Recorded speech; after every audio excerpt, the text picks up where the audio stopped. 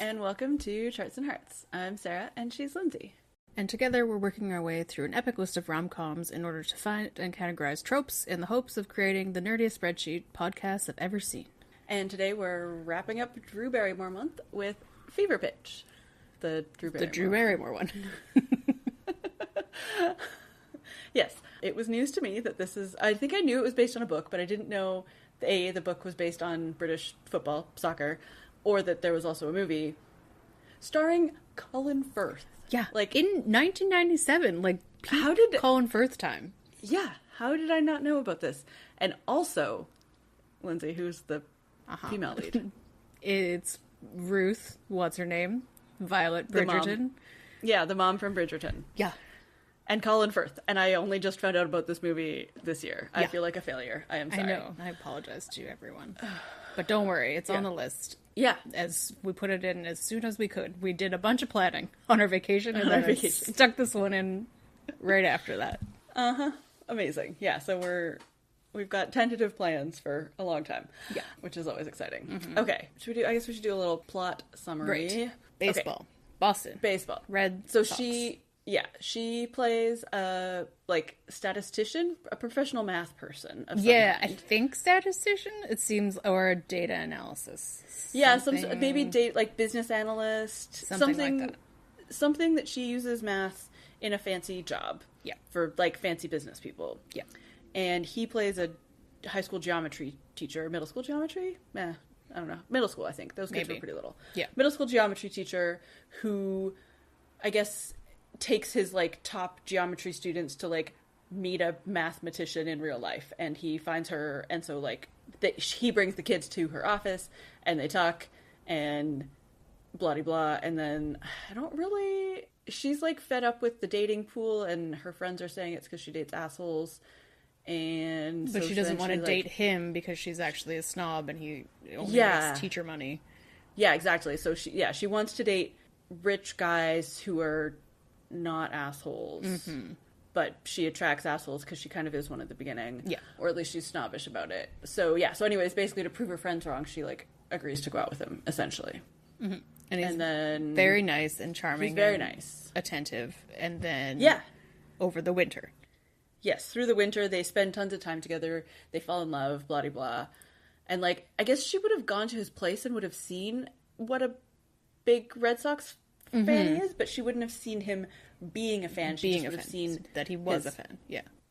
Memorabilia is putting it lightly. Yes. Merch store level. Yeah. Yeah. And then the baseball starts, he goes to spring training and is, on the news because of, being a drunken fan. And she's but she goes with it. And then she starts going to games with him and, gets really into it and meets all of his, baseball, seasons tickets neighbors. So, he got seasons tickets that he inherited from his uncle who died, or his great uncle who died. And then, so he's been going to the same seat his whole life, and he, takes his friends, or, and has seat neighbors that he's known since he was a kid. And at first it's all good because she is enjoying the games and blah blah blah, but then as the season gets more and more intense and closer to the end, she's also gunning for a promotion at work, and there's all these conflicts about well, I want you to come to this party, but it's on the night of a game, so I'm not even going to bother asking. And he's no, he makes the sacrifice of not going to a game. Mm-hmm. And then spoilers, this is I guess the only sport part that didn't happen in real life. Yeah, was that the Red Sox come back from a 7-0 loss to beat the Yankees 8-7. Mm-hmm. And when this happens, they're in bed together having this super romantic evening, and then he says it's the best night ever, and then when he finds out that he missed this super important game, he loses it. Yeah, essentially. And so they break up, and then she finds out that he's gonna sell his season's tickets, and she's no, I won't let him make that level of sacrifice. And he's but I want her, so I will make this level of sacrifice. And then she dramatically runs across the thing, and then he doesn't sell the tickets, and there's a happily ever after, except in the middle of making the movie, the Red Sox actually won the World Series. So the whole thing, they had to rewrite the ending, and then they kind of slapped the ending on. Yeah, of so the Red Sox. The craziest thing is that, so the guy wrote a book. When he wrote the book, I don't think it was about Arsenal. I feel like it was about West Ham, but that just might be my Ted Lasso. No, it was about Arsenal. Was it also about Arsenal? Yeah. Because the movie was about Arsenal. Yeah. And both the book and the Colin Firth movie had the similar thing happen, where they hadn't won in a really, really long time. And when he was writing the book and when the 97 movie came out, they both had a big surprising win when the production was going on. And then this also happened. And I was like, what kind of magical spell does this story have? It's so weird. Yeah, so, like, the book is his life as an Arsenal fan. Like, so it's, like, it's autobiographical essays through his life as being an Arsenal fan, and sort of, like, snippets around what was happening in his life and the highs and lows of being an Arsenal fan in the, you know, in the 30 years of his life up to the early 90s. And then, so basically, so the film culminates with, or, like, the football film culminates with them winning the season in 1989. Oh. So, like, it had already happened. But then I think, in 97, they were also, like, winning again. Yeah. Mm-hmm. And then in this one, it was because it was, like, it was a 2005 movie, but it was being filmed during the 2004 season, which was when they won. Yeah. For the first time since 1918. Yeah. Yeah. Which is bonkers. Oh, and outside of North America, this movie is called The Perfect Catch, so that it doesn't get confused with the 1997 film. Yeah, because I guess the 1997 film was very popular everywhere other than here. Yes, because football. Yes, because football and, baseball. Also, I love that the title works for both, like, Fever Pitch. Mm-hmm. Yeah, I think when we first heard about the 97, I feel like I thought it was cricket, and I was like, I don't want to watch that. Maybe. But I can handle football. I know that because I watch a lot of it. Through Ted Lasso, yes. Yeah. Okay, so that's the movie. Yes. Yeah. Okay, observations. Okay. First and most important, whenever we get somebody whose character's name is Lindsay, is she spells it with an E, and that's stupid. I agree. That's all I have to say about that. Sarah with H. It's the same as Sarah's with H's. Yeah.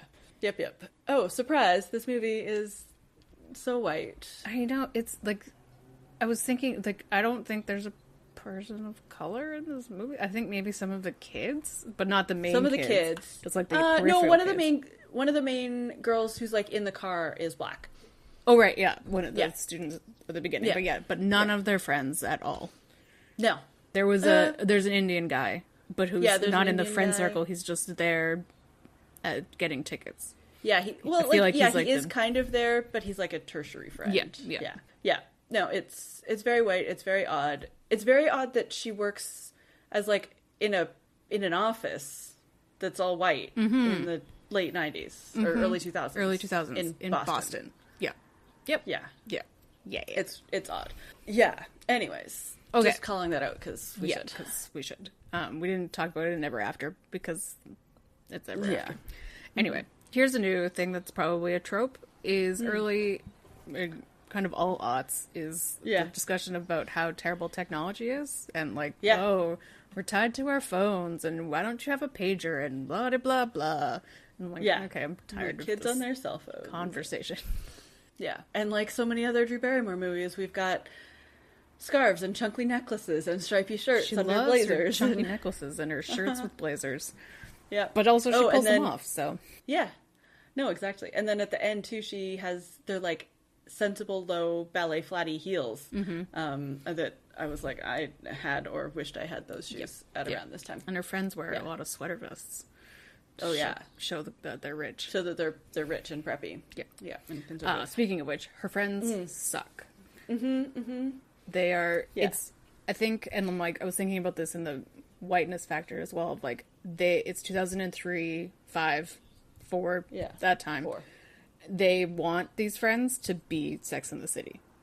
Yeah. That's what they're going for. No, there's like the dark-haired one, the redhead, the other blonde, Drew Barrymore, and the blonde one who's and like, the, like, snobby rich one. Yeah, who's so snobby and like tells it as it is, but like not in a fun Samantha way, in a horrible I'm a terrible person way. Like, in a future Karen sort of way. Yeah. Yeah. No, her friends are awful. Well, one of them's okay. But, Yeah. Oh, and then, of course, there's a pregnancy scare. And I feel like that could be a trope, but I don't want it to be. No. But, yeah, they don't say the word period. She's just like, I'm late. And he's supposed to know what she means when... Yeah, and then she calls him from France. And, like, it's the middle of the night for him, which she would know because she's in France, and she's an adult and a mathematician. And also is only there for, like, 2 days, so, like, is not going to get over jet lag. Jet lag. And is surprised that he's asleep. And then just says, I got it. And then thinks he understands what's happening. I'm like, say the word. Yeah, you can say the word period. Like, it'll be okay. We won't die. You could, you could have just said, I am not pregnant. I got it. I'm not pregnant. Like, just, like, what? Why? Why can't we say this word? I feel like they also don't say the word pregnancy in reference to this either. They don't. They say... They talk says, about a I'm baby late. afterwards. Yeah, and he says, how late? And they talk about that, and then she says, I got it. Yeah, and then they talk about a baby. They don't say period or pregnancy, which is so strange. Normal bodily functions, people. Anyway, it was, I think it was just, like, a catalyst. Like, that's what they came up with. Maybe it's in the other movie. We'll find out, but... Yeah. They would definitely say period in that one. I hope so. Okay, well, let's talk about Jimmy Fallon and how he tried to be an actor. Yeah, very briefly, thankfully. Yeah, his hair's real weird in this. So bad. He's very funny at the times when he should be funny. There are other times when he's trying to be funny that I'm like, calm down. Yeah, no, when he tries to be funny, he's less funny. There's definitely a few, like, it's like his SNL, like, guffaw comes out a few times. Thankfully, only a few, because I find it too much most of the time. And he does a good job at the, like, being a believable romantic lead, like, playing the sweet boyfriend. Like, he plays that well. Like, he didn't play the, like, angry. No, when they were having the fight, that's when I wrote this note down, because it was bad. But, like, the part where, when they're having the second fight, where he comes to her house and is mad that she has friends over. Yeah, that was ridiculous. That was also not well written. No, that's also true. And she was weird in that scene, too. But when they're, like, in bed before he finds out about the Yankees, and they're, like, talking about how in love they are, basically, like that, did very well. I think he just is good at positive things. I don't know. Yeah, he just doesn't have the range, and some of it is the writing and some of it is him. Yeah. Speaking of things that aren't believable, she's a giant math nerd who's super busy, super, like, invested in her job, and also has a full social life, hobbies, and she works out. Yeah. And she goes to 1 million baseball games. I would like to know your secrets of time management. And she is working at a baseball game on a laptop in 2004. What? How? I bet she was working on, like, a presentation, so maybe wouldn't have had Wi-Fi. Yeah. Or, like, she was doing data analysis. That's true. I mean, back then, I guess it is more believable than now, because, like, as somebody who works with a lot of data analysts, it would like, have been on most cloud. Yeah, everything's in the cloud now, so like, you don't download a massive data set onto your computer. No. Unless you have to. Yeah, basically. But she's talking about how she's working 90 hours a week. Yeah. And which is ridiculous. And then she's like, I have to leave before 6 in order to get to these games. And I'm like, okay. Yeah. But when are you going to the gym? You're spending all this time with your friends. But what? Yeah, I don't understand the time management. Yeah.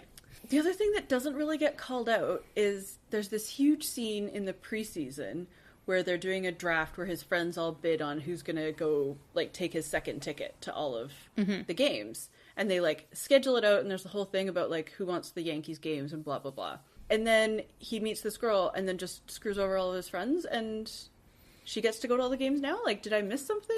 Well, they were together before, so I know he saved opening day for her, but I don't know about the other stuff. Like, I don't, what is that, like 140 games? There are a lot of games, There are I guess, a lot of games. But still. But that's all games, not home games. Yeah. But, yeah, I don't know. And I guess there would be, like nooners and stuff that she wouldn't have gone to. I don't know. But, yeah, it just seemed weird. Yeah, okay. And then this, I guess, is, like, my biggest critique of him as a character, because, like, I do like him as the supportive boyfriend. I think he's really good, but he's young. Or, like, he's a man-child. Yeah. Man-child.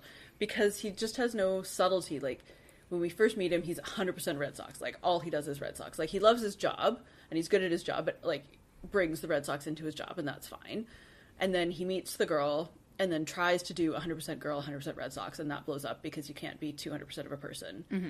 And then instead of figuring out a compromise personally, he's just like, okay, if I can't have both, then I'll just have the girl and no Red Sox. Yeah. Like, you don't have to go to every game. You can be a fan and go to some games mm-hmm. and, like, have a partner who goes with them or doesn't because mm-hmm. she's like, baseball. Like, it doesn't have to be all or nothing. And, like, I think they get there in the end, I would assume. I mean, we don't see it, but, like, it's just, it's young and oversimplified. Mm-hmm. Yeah, I think so. And it's just, there's so many parts of it that were, like, so close to being an interesting conversation about, like, giving up, sacrificing things for a relationship. Yeah. That we're so close to it, but then it would just veer silly, or it would be like, but it's baseball, or like, you know, like trying to diminish his hobbies and make her job more important. And I'm like, I understand that this is a obsession, not a hobby, and it's a huge obsession. Like, it takes up a huge part of his life. Yeah, and money. But it's still his life, and it's still important to him, so it still deserves to be a part of the conversation. Yeah. And so, yeah, it's one of those things of, like, I wish that it was just a little bit better so that they could have had that interesting conversation of, like, we need to, like, you can't just dunk on my entire life mm-hmm. because it's not working with your life. Like, if it was anything else, you know, like, he has that conversation of, like, if it was art or whatever when he's mad at her. And, but that's a semi-good point that just is thrown away for laughs, basically. It is, but the thing with, like, art is, you know, if you're a painter, you can paint whenever. Yes, exactly. Right? Like, baseball, you're on their schedule. On their schedule, yeah. Yeah, and it's like, this whole thing of, so that's the point. Like, it's almost a good point, but not enough of a good point. Yeah. And I just wanted it to be better. Mm-hmm. Okay, should we talk about tropes? Yeah. Okay. So we have a voiceover from the fun old guy who sells sponges. Yeah. Gives everybody sponges. That's so cute. And I think, like, watching it, I wrote voiceover at the beginning, and there's a flashback as well to Jimmy as a little kid with his uncle. But with the way that it ends and the knowledge of how it ended in real life, I think they probably added that in to maybe be able to talk about the ending, because obviously, like, Drew Barrymore and Jimmy Fallon weren't at the World Series when they won. They were at other parts. Yeah, so they had to talk about it that happening. They won, not show it. All that footage that you see is real baseball footage of the winning. Yeah, so yeah. So maybe they did, or maybe because it's a voiceover, so you could just rewrite it. Like, so that's what they could rewrite. Yeah, it's hard to know. I was pretty sure the guy was going to die at the end, or like at some point, because they kept talking about him having dialysis and being in kidney failure. Yeah. And he was like the quirky old guy. Yeah, it's true. Yeah. Oh yeah, so we talked about this before, but it is a weird, fun meet cute. I enjoy it as a meet cute because it's not accidental, but it still works as a meet cute. Yeah, and it's like an okay place to, like, meet cute somebody. Like, she's at work, but he's not there as, like, a client or a colleague. He just happens to be at her work, but it's not like she's not going to run into him professionally again. Yeah. So it's, like, kind of perfect. Like, he's not a vendor or a colleague or a, like, in the next office or anything. It's really just a one-off. So it's almost like that perfect no conflict thing. Yeah. Yeah. Oh, she's got so many tropes, but mostly it's that she's so busy and so career focused and trying for a promotion. Blah, blah, blah. Of course. Yeah. A promotion that is a year long, of, like, they announced that the guy's going to leave in the next summer when it's October, and then she doesn't get it until the end of September. When I'm like, I don't think that's how jobs work. Well, I feel like it like does giving a year notice for sure. Yeah. Accounting or something where it's very much like maybe there's some sort of accreditation or something that you need to do, and they just didn't talk about that in like accurate detail. Right? Like if it was that, okay, like so and so's retiring and he has this accreditation. Yeah, like that would make sense. 2 months seeing who we're going to put forward to write this exam. Yeah. The other thing about her promotion is that she's at a restaurant with her friends, and her assistant finds her and says, "You got the promotion, you have to come back to the office." And I'm like, that's not how promotions work. No.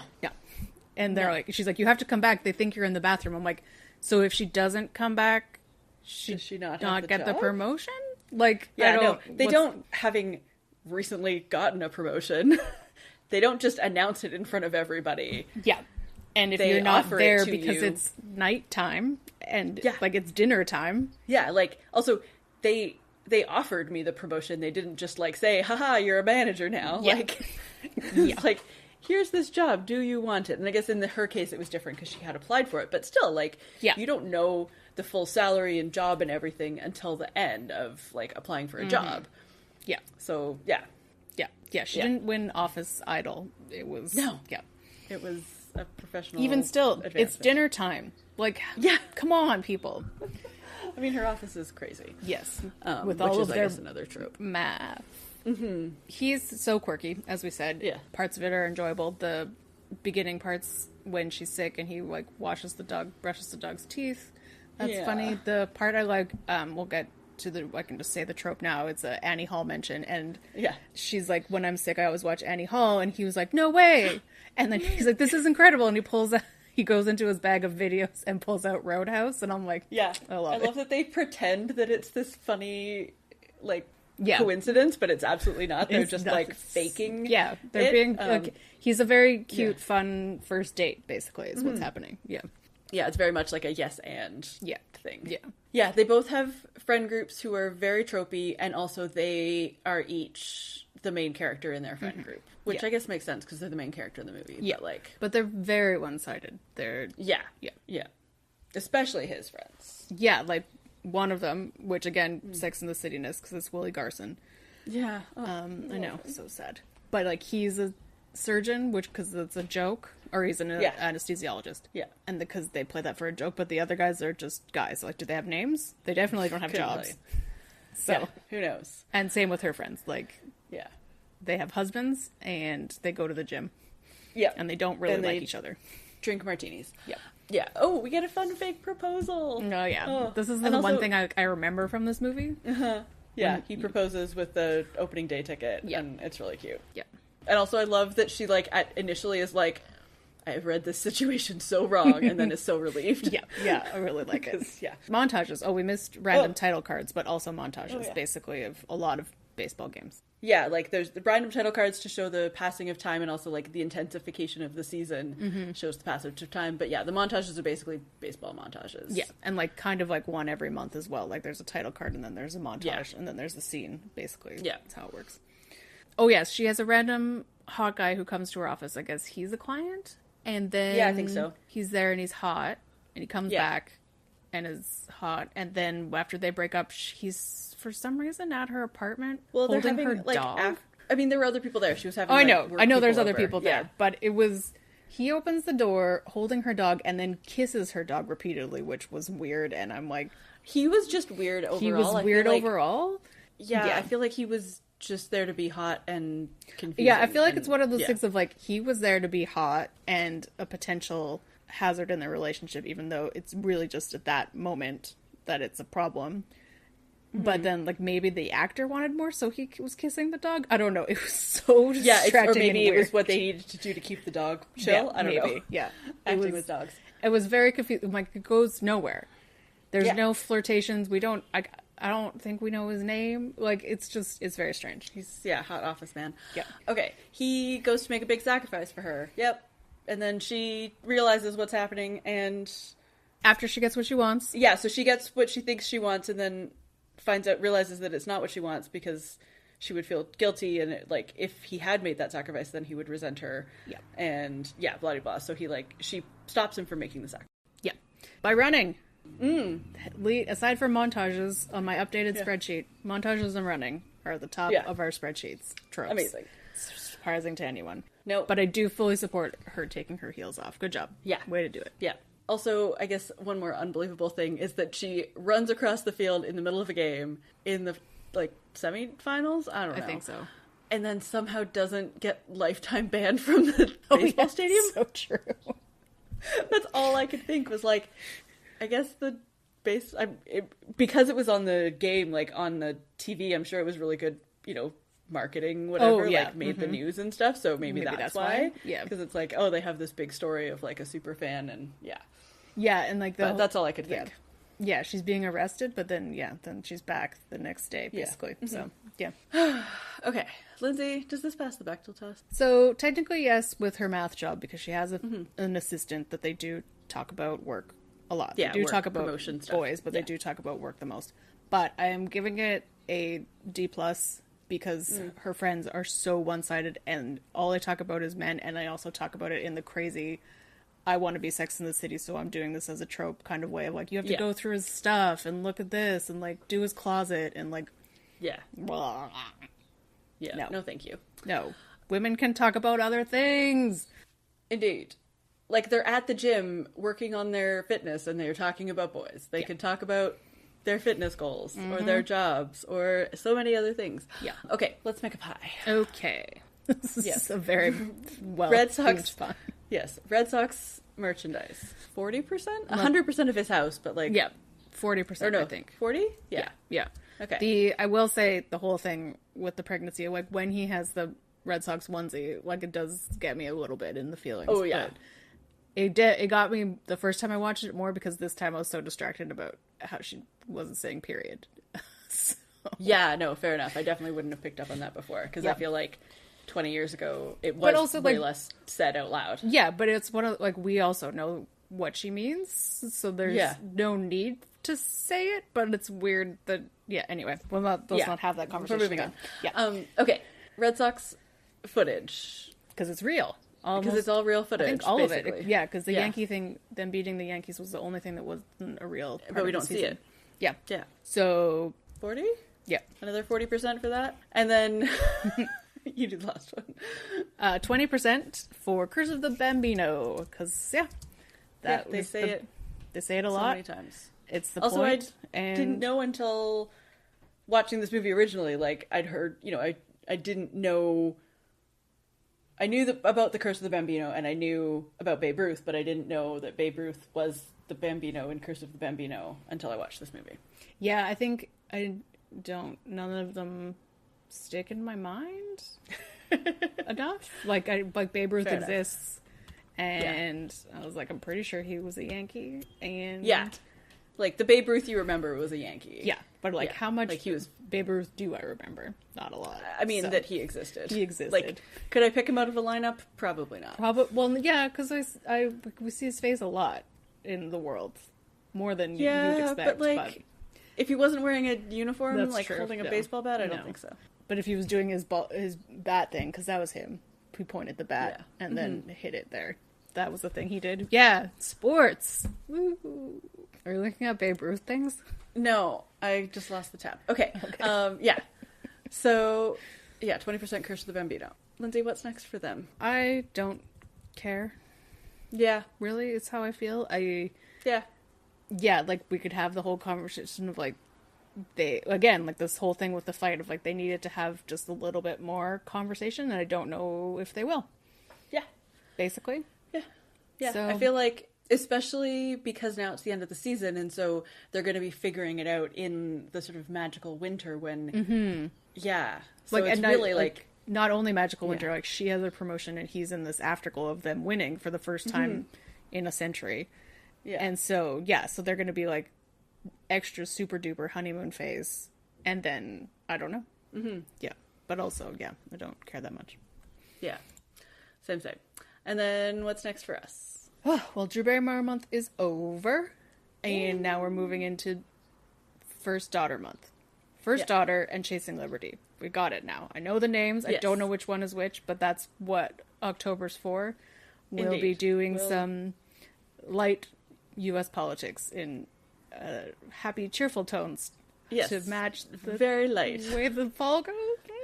Anyway, we'll be up here hiding under our blankets and watching these movies starring Mandy Moore and Katie Holmes, and Riley is there too. Yeah. Mark Lucas. If you're not a Buffy person, which where did you come from? Yeah. What are you doing listening to this podcast? That brings us to the end of this episode. We would love to hear what you think. You can leave a rating or a review wherever you get your podcasts, and you can find us on social media at Charts and Hearts Podcast on Instagram or Threads, and at Charts and Hearts on Twitter. You can also head to our website, chartsandhearts.com, where you can submit your suggestions for rom-coms and tropes for us to add to the list. You can check out our Patreon at patreon.com/chartsandheartsclub. For Drew Barrymore month, we did Going the Distance, which is a better movie starring Drew Barrymore and a dark-haired man-child. Yeah. And for October, we're not doing anything to do with the politics theme. We're doing everything to do with October, and we're doing practical magic. Yay! Although it is politics because Stockard Channing's in it, so it all ties together. It all ties together. Oh, and Mark Forrestein's in there too, so double. Oh my god. Double Amazing. West Wing. Which is all that matters. It's the only politics we actually care about. Yep. That's a lie. Yeah. Let us know your thoughts on this movie, your Red Sox opinions. I don't know. I don't have any. And in the meantime, you gotta tell me, wait, the outfield, the grass, is it spongy?